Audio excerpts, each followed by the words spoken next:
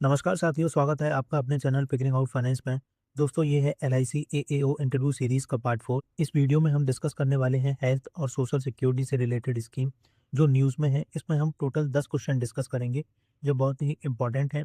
इसके अलावा दोस्तों, अगर आपने इस वीडियो का पार्ट 3 नहीं देखा है तो आप उसको ज़रूर देखिएगा। उसमें मैंने सारी सोशल सिक्योरिटी से रिलेटेड जो स्कीम है उनको कवर किया है।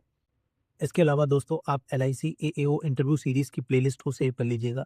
जितनी भी नई वीडियो आएँगी, वो सब इसी प्लेलिस्ट में आएँगी। आप इसको सेव कर लीजिएगा ताकि आप कोई वीडियो मिस ना करें। इसके अलावा दोस्तों, अगर आपको लगता है कि आपके इंश्योरेंस टर्म अच्छे हैं बट आप पैनल के सामने बोल नहीं पाते, तो ये शॉर्ट्स आपके लिए बहुत इंपॉर्टेंट हैं। आप इनको अच्छे से देखिएगा, आपको कॉन्फिडेंस मिलेगा कि पैनल के सामने आप कैसे बोल सकते हैं। तो चलिए दोस्तों, वीडियो को शुरू करते हैं। आज का पहला क्वेश्चन है, what is the current coverage scope under Ayushman Bharat प्रधानमंत्री Jan Arogya Yojana and how does it impact retail health insurance penetration. चलिए देखते हैं पैनल को एक अच्छा आंसर कैसे दें। सर, आयुष्मान भारत प्रधानमंत्री जन आरोग्य योजना दुनिया की सबसे बड़ी हेल्थ इंश्योरेंस स्कीम मानी जाती है। इस स्कीम के अंडर 5 लाख पर फैमिली पर ईयर का कवरेज मिलता है, जो मेनली सेकेंडरी और टर्सरी हॉस्पिटलाइजेशन के लिए होता है। ये स्कीम 12 करोड़ से ज़्यादा फैमिली को कवर करती है और लगभग 50 करोड़ इंडिविजुअल को बेनिफिट देती है अक्रॉस इंडिया। अगर सर हम इसके रिटेल हेल्थ इंश्योरेंस पर इम्पैक्ट देखें, तो ये दोनों तरफ से अफेक्ट करता है, चैलेंज भी है और अपॉर्चुनिटी भी। सर, चैलेंज ये है, जो इकोनॉमिकली वीकर फैमिली हैं, उनको ऑलरेडी फ्री गवर्नमेंट कवरेज मिल रहा है, तो उनमें बेसिक रिटेल पॉलिसी की डिमांड नेचुरली कम हो सकती है। लेकिन सर, एक पॉजिटिव साइड ये भी है, प्रधानमंत्री जन आरोग्य योजना ने हेल्थ इंश्योरेंस अवेयरनेस बहुत बढ़ा दी है, खासकर रूरल और सेमी अर्बन एरियाज में। अब लोगों को हॉस्पिटलाइजेशन कॉस्ट का रियल आइडिया हो रहा है, उन्हें समझ आ रहा है कि ट्रीटमेंट कितना महंगा हो सकता है। इसी अवेयरनेस की वजह से मिडिल इनकम ग्रुप में डिमांड बढ़ रही है टॉप अप पॉलिसीज की और 5 लाख से ज़्यादा कवरेज लेने की। एक और इम्पॉर्टेंट पॉइंट है सर, कि प्रधानमंत्री जन आरोग्य योजना सिर्फ हॉस्पिटलाइजेशन कवर नहीं करता, इसमें ओपीडी, डायग्नोस्टिक या क्रिटिकल इलनेस बेनिफिट भी कवर होते हैं। इसलिए सर, रिटेल इंश्योर अब कॉम्प्रिहेंसिव प्रोडक्ट पर फोकस कर रहे हैं, प्रिवेंटिव केयर प्लान्स ला रहे हैं और फैमिली फ्लोटर पॉलिसीज को प्रमोट कर रहे हैं। नेक्स्ट क्वेश्चन है, can you explain the Ayushman Vay Vandana expansion and it potential impact on the insurance sector. चलिए देखते हैं पैनल को एक अच्छा आंसर कैसे दें। सर, अक्टूबर 2024 में गवर्नमेंट ने आयुष्मान भारत प्रधानमंत्री जन आरोग्य योजना को एक्सपेंड किया आयुष्मान वय वंदना के थ्रू। इस इनिशिएटिव के अंडर 70 ईयर्स और उससे ऊपर के सभी सीनियर सिटीजन को कवर दिया गया है, चाहे उनका सोशियो इकोनॉमिक स्टेटस कुछ भी हो। लगभग 6 करोड़ सीनियर सिटीजन जो 4.5 करोड़ फैमिली से बिलोंग करते हैं, उन्हें 5 लाख पर ईयर तक का फ्री हेल्थ कवरेज एलिजिबल बनाया गया। सर, ये एल्डरली पॉपुलेशन के लिए यूनिवर्सल हेल्थ केयर की तरफ से एक बड़ा स्टेप है।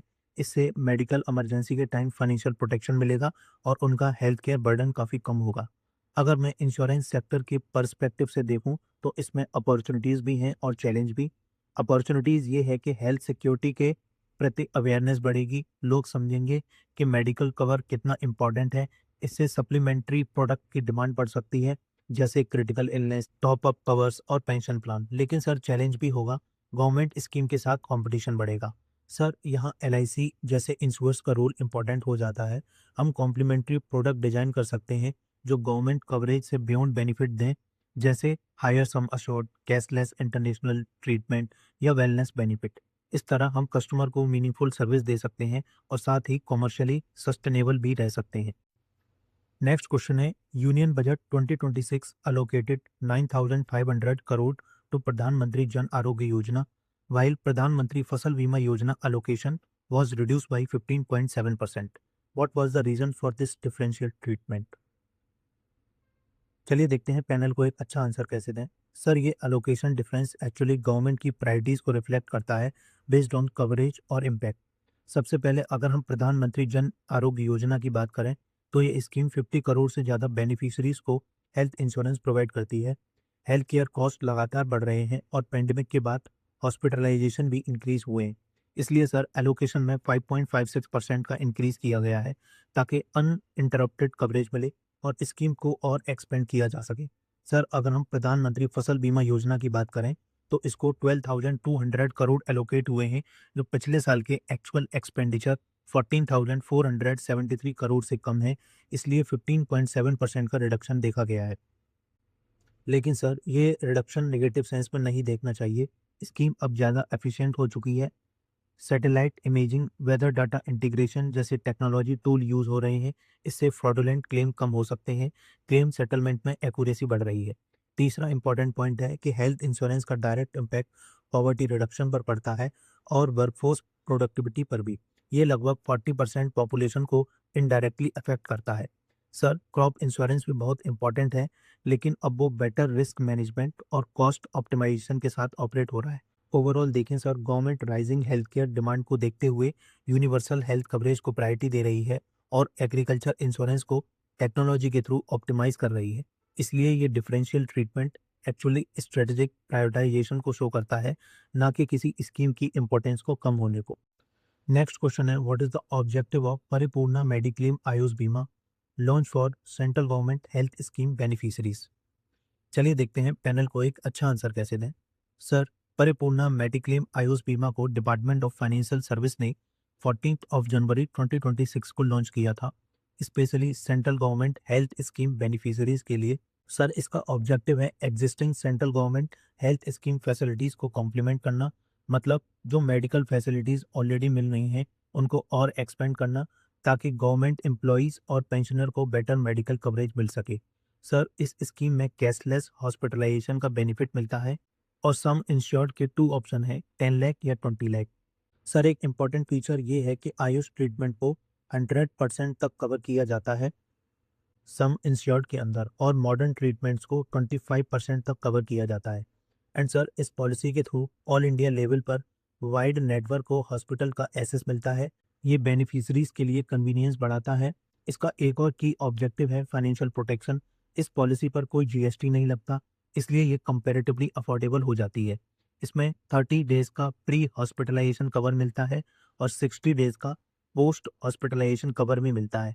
सर ये इनिशिएटिव कॉम्प्रिहेंसिव हेल्थ सिक्योरिटी देने के लिए डिज़ाइन किया गया है। इसमें फ्लेक्सिबिलिटी भी है, अफोर्डेबिलिटी भी है, और सेंट्रल गवर्नमेंट बेनिफिशरीज के लिए हेल्थ केयर एसेस को एक्सपेंड करता है। नेक्स्ट क्वेश्चन है, can you explain the purpose of Ayushman Bharat Digital mission and how it impacts health insurance claim and fraud control. चलिए देखते हैं पैनल को एक अच्छा आंसर कैसे दें। Sir Ayushman Bharat Digital mission, इसका मेन पर्पस है इंडिया में एक डिजिटल हेल्थ इकोसिस्टम बनाना। इस मिशन के अंडर हर सिटीजन को एक यूनिक 14 डिजिट हेल्थ आईडी दिया जाता है, जिसे आभा कहते हैं। ये आभा आईडी यूज़ करके सारे मेडिकल रिकॉर्ड्स को डिजिटली लिंक किया जाता है। सर अगर हम क्लेम सर्विसिंग की बात करें तो आयुष्मान भारत डिजिटल मिशन बहुत ही रिमार्केबल स्पीड लाता है। जब कोई पॉलिसी होल्डर हॉस्पिटल में एडमिट होता है तो इंश्योर आभा आईडी के थ्रू तुरंत वेरीफाइड मेडिकल रिकॉर्ड एक्सेस कर सकता है। इससे फिजिकल डॉक्यूमेंट का डिले खत्म हो जाता है और क्लेम सेटलमेंट टाइम वीक से रिड्यूस होकर सिर्फ कुछ दिनों में हो सकता है। एंड सर हम फ्रॉड कंट्रोल के पर्सपेक्टिव से देखें तो आयुष्मान भारत डिजिटल मिशन एक गेम चेंजर है। Ensure duplicate claim, fake hospitalisation और इन्फ्लेटेड बिल को इजीली डिटेक्ट कर सकते हैं, क्योंकि सब डिजिटल रिकॉर्ड हॉस्पिटल के थ्रू क्रॉस चेक हो सकते हैं। सर इसका एक एग्जांपल है, अगर कोई पर्सन सेम ट्रीटमेंट के लिए दो अलग इंश्योर के पास क्लेम करे तो सिस्टम तुरंत इसको फ्लैग कर देगा। इसके अलावा sir Ayushman Bharat Digital mission national health claim exchange को भी सपोर्ट करता है। ये क्लेम प्रोसेसिंग को स्टैंडर्डाइज करता है।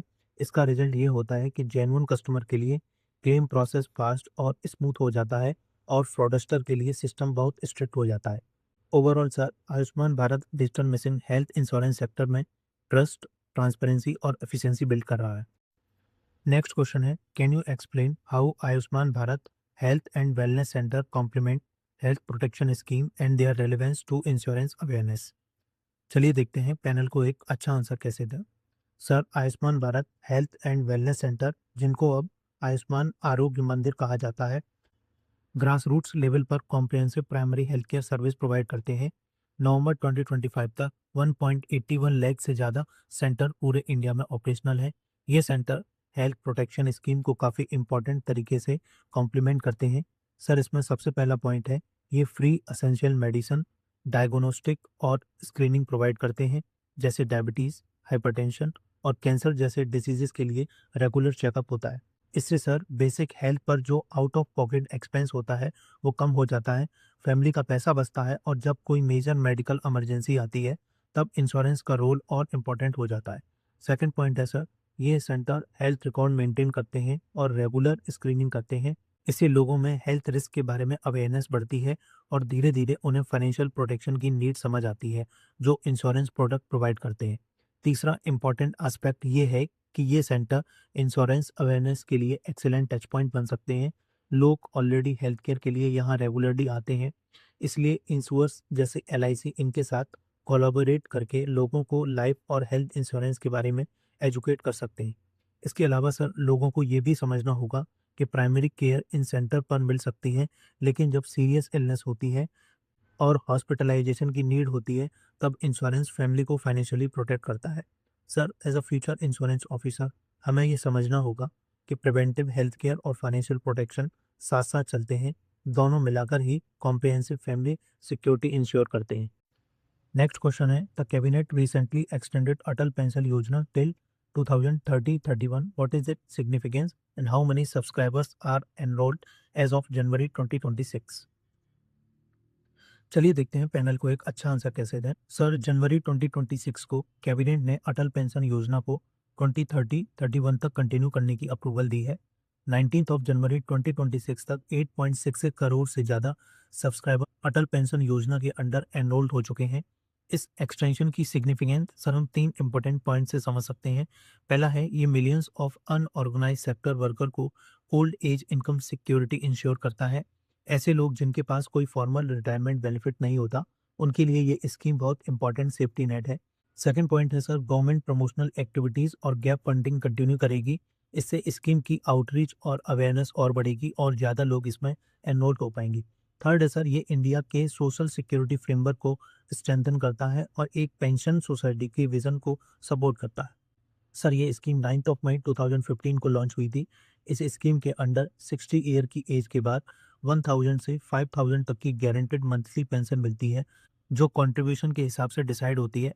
एंड सर, ये एक्सटेंशन क्लियरली दिखाता है कि गवर्नमेंट कमिटेड है daily labours, domestic helper, small vendor जैसे वर्कर को प्रोटेक्ट करने के लिए। ये लोग ही इंडिया की इकोनॉमी की बैकबोन है। नेक्स्ट क्वेश्चन है, व्हाट इज प्रधानमंत्री श्रम योगी मानधन योजना and what practical challenges arise in enrolling unorganised worker? चलिए देखते हैं एक पैनल को अच्छा आंसर कैसे दें। सर, प्रधानमंत्री श्रम योगी मानधन योजना ये एक वॉलंटरी पेंशन स्कीम है जो 2019 में लॉन्च हुई थी ministry of labour and employment के अंडर। इसका मेन ऑब्जेक्टिव है अनऑर्गेनाइज्ड वर्कर को ओल्ड एज इनकम सिक्योरिटी देना। इस स्कीम के अंडर 60 ईयर की एज के बाद 3000 पर मंथ की पेंशन मिलती है। ये स्कीम उन वर्कर के लिए है जो 15,000 पर मंथ तक अर्न करते हैं। 18 से 40 ईयर के बीच का कोई भी एलिजिबल वर्कर इसमें ज्वाइन कर सकता है। सर, वर्कर को एक छोटा सा मंथली कंट्रीब्यूशन देना होता है और गवर्नमेंट उतना ही अमाउंट इक्वली कंट्रीब्यूट करती है। एंड सर, इस स्कीम का पेंशन फंड मैनेजर एलआईसी है। सर, अगर हम एनरोलमेंट चैलेंजेस की बात करें तो ग्राउंड लेवल पर कुछ प्रैक्टिकल प्रॉब्लम आती है। सबसे पहला चैलेंज है low awareness. Rickshaw puller, street vendor, domestic worker, इनको स्कीम के बारे में प्रॉपर इंफॉर्मेशन नहीं है। सेकंड है सर, डॉक्यूमेंटेशन इशू। कई लोगों के पास आधार या बैंक अकाउंट नहीं होता, जबकि ये एनरोलमेंट के लिए मैंडेटरी है। थर्ड है sir, irregular income pattern. Daily wages earner की इनकम फिक्स नहीं होती, इसलिए उनके लिए रेगुलर कंट्रीब्यूशन कमिट करना डिफिकल्ट हो जाता है। फोर्थ है सर, ट्रस्ट डेफिसिट। कई वर्कर को डर होता है कि कहीं पैसा डूब ना जाए। एंड सर, लास्ट चैलेंज है लिमिटेड डिजिटल लिटरेसी। बहुत लोग ऑनलाइन प्रोसेस को समझ नहीं पाते। इन चैलेंजेस को सॉल्व करने के लिए ग्रास रूट अवेयरनेस कैंपेन जरूरी है। कॉमन सर्विस सेंटर के थ्रू सिंप्लीफाइड एनरोलमेंट होना चाहिए और प्रॉपर हैंड होल्डिंग सपोर्ट देना चाहिए, तभी सर कवरेज इफेक्टिवली इंप्रूव हो सकता है। नेक्स्ट क्वेश्चन है, व्हाट इज पीएम किसान मानधन योजना and how does it integrate with other farmer scheme? चलिए देखते हैं पैनल को एक अच्छा आंसर कैसे दें। सर, प्रधानमंत्री किसान मानधन योजना एक वॉलंटरी पेंशन स्कीम है। ये 12 ऑफ सितंबर 2019 को लॉन्च हुई थी। ये स्कीम स्पेशली स्मॉल और मार्जिनल फार्मर के लिए है जिनके पास मैक्सिमम 2 हेक्टेयर तक जमीन होती है। सर, इस स्कीम के अंडर 60 ईयर की एज के बाद 3000 पर मंथ की गारंटेड पेंशन मिलती है।